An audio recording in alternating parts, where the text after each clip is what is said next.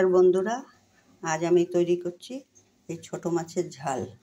তাতে এই যে ছোটো মাছগুলোকে, এগুলো রুই মাছের ছোটো মাছ বাচ্চা, এগুলোকে ধুয়ে ভেজে নিয়েছি, নুন হলুদ মাখিয়ে। পেঁয়াজ কুচি নিয়েছি, টমেটো কুচি নিয়েছি, হলুদ গুঁড়ো নিয়েছি, কালো জিরে নিয়েছি, লঙ্কা গুঁড়ো নিয়েছি, ধনে পাতা নিয়েছি, নুন নিয়েছি, দুটো কাঁচা লঙ্কা দিয়েছি, এটা পরে দেবো। প্রথমে তেলে, সরষের তেল, মাছের তেলে কালো জিরাটা ফোড়ন দিয়ে দিলাম। মাছ ভাজার তেলে ফোড়ন দিয়ে এর মধ্যে পেঁয়াজ কুচিটা দিয়ে দিলাম। পেঁয়াজ কুচিটা দিয়ে দেওয়ার পরে টমেটোটাও দিয়ে দেবো।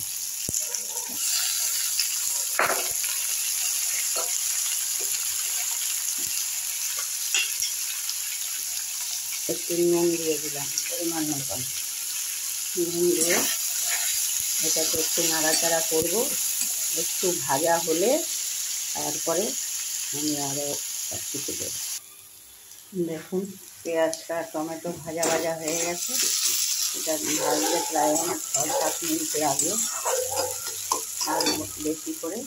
এর মধ্যে আমি এখন দিয়ে দিচ্ছি হলুদ গুঁড়ো, লঙ্কার গুঁড়ো দিয়ে এটাকে একটু সামান্য জল দিয়ে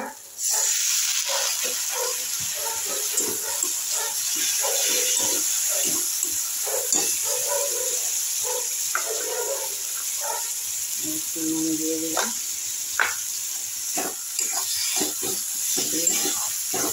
কষিয়ে যাতে কাঁচা গন্ধ না থাকে জল দিয়ে দেবো। দেখুন, মশলাটা কষানো হয়ে গেছে। এবার আমি এর মধ্যে জল দিয়ে দিচ্ছি। জল দিয়ে এবার ধনে পাতাগুলো দিয়ে দেবো। ধনে পাতা দিয়ে তারপরে মাছ দিয়ে দেবো।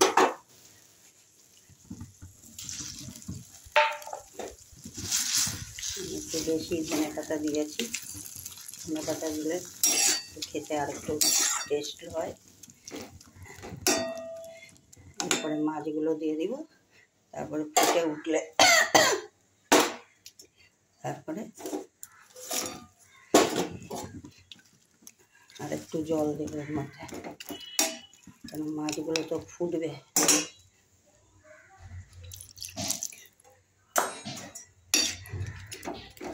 এবারে একটু ফুটুক, ফুটলে তারপরে নামিয়ে দেব। দেখুন, এটা 5 মিনিট ফুটালাম। ফুটানোর পরে এরকম, দেখুন লুকটা এরকম হয়েছে।